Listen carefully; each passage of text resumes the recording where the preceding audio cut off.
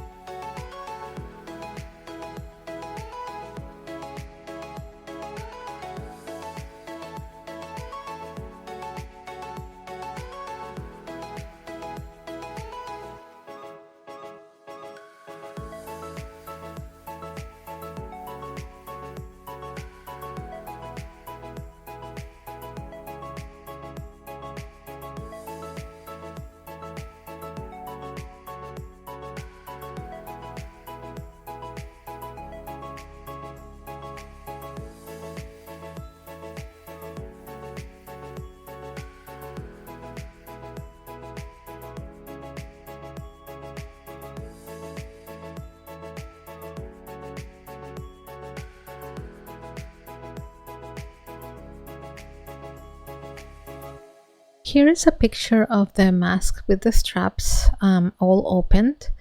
As you notice, I added a little sentiment at the bottom that says "Be kind." This is a very subtle, and I use iron on to do this, and I use my Cricut machine to cut the sentiment.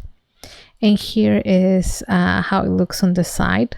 I think it looks quite nice, and the sentiment is subtle too, because I used the color similar to the fabric.